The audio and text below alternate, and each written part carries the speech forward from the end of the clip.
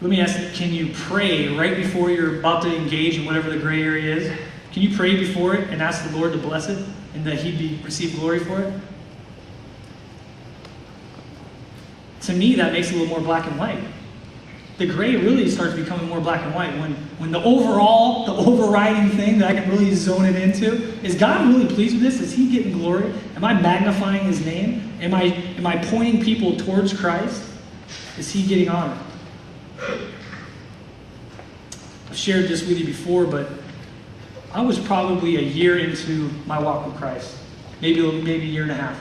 I'm down in Miami, and a lot of times I would go hang out with a lot of the guys, and they weren't Christians, so what would they do? Well, they'd go down to South Beach, they'd get into these clubs, these VIP sections of these clubs, and so I'm just one of the guys, they knew I was a Christian, I was very vocal in the locker room, and but again, I'm immature, I'm just starting to grow in my walk with Christ, and I'd hang out with them, and we'd get into these, they'd make a stop by the strip club, and I wouldn't go in, I'd be talking to the bouncer, trying to talk to him about the Lord, and he'd yell, Christ, can I tell you about what Jesus did? And so I was like, dude, what are you doing? Like, go in with your friends. And, so I had that. At least I was growing at least. So I wouldn't go into the strip club. So I'd be out talking to the guy, trying to witness him. This guy's like, you're a Christian? You're not. But anyway, the guys would come out, and then we'd go to a club or whatever, and I would sit in there, and I wouldn't drink. I'd have maybe an orange juice or a water or whatever. All my other friends are getting hammered. They're trying to pick up chicks and this whole deal. But you know what, man? I started going, now is God receiving? Is this helping me? Am I growing closer to God in this? No, you know what? I'm actually, every time I'm in this environment, I'm farther away from the Lord. Number two, am I helping my teammates come closer to Christ by just kind of hanging out with them and doing whatever they're doing? No. And finally, could I pray before I went out and just was in this atmosphere? Say, hey, God, receive glory for this. Verse 33 says that they may be saved. I love Paul, man. He continues to go through all of this, and he says, guys, we are distracted with all the can I do this, can I do that, all this and that. We're distracted in our minds and our hearts where he says, bring God glory and bring others to Christ. He zeroes it in. We 2 days ago, I was preparing for this Bible study, and Melvin came to my house. Now Melvin, 20 years old, African-American dude from Detroit, was raised in the projects, and no dad in the house, started selling drugs early in life, and one day he was making a drug run with crack and heroin.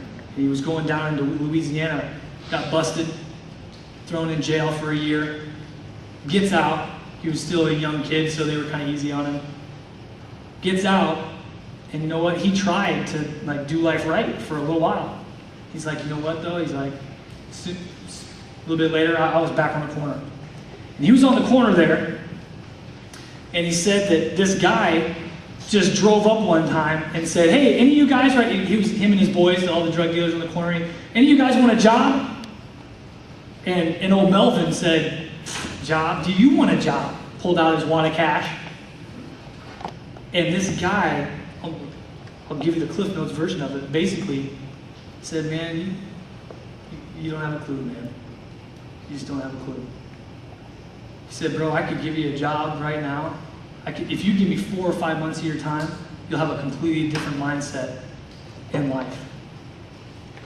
And by God's grace, he took this guy up on his offer. Now, what he did is basically a little bit different than, not like he led him to Christ, but this man is now selling magazines. You guys, did he go to your house yet? No, was Melvin there? If it wasn't Melvin, it was Shannon. Shannon was the other guy that came like an hour later, selling me magazines. Why did I even tell you all that? Do you ever have a point?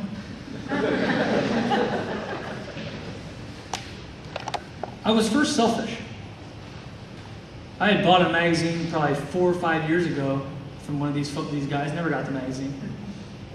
You guys have done the same thing, right?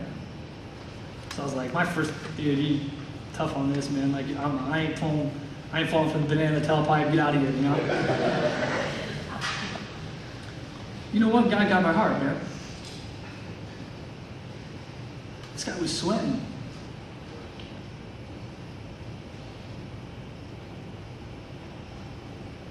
Got him a bottle of water. Started hanging out with him, getting his story, talking to him. Got him a Bible. Got him a Flame CD, you know. Started loving on this guy, praying for him, asking if he knew Jesus. Because that's what I want. That's what God wants. God wants a church of, let's not worry about the gray. Let's make it black and white. Fall in love with God. Lead others to Christ. Not get messed up on all these things, man. It's too short. I don't know about you guys, but we're about to elect a different president. There's all kinds of tomfoolery going on. People are about to get drilled again in New Orleans. We got to pray for them. Let's make the gray black and white, man. Let's make a difference in this community, in this world. That's my heart. I hope that's your heart. All to the glory of God. Let's pray.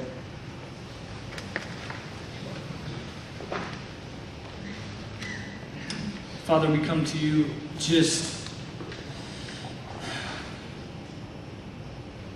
Lord, I'm burdened. I'm just burdened for the lost, Lord. I'm burdened for people that don't know you. I'm burdened for the lukewarm church. And I pray, God, that you would start a fire here in my heart personally, in all of our hearts collectively.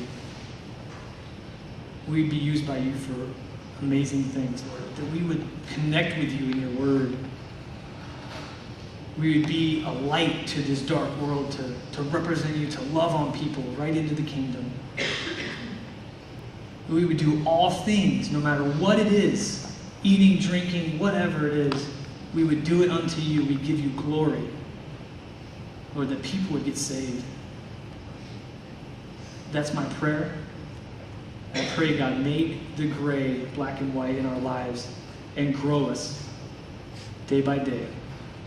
In Jesus' name, amen.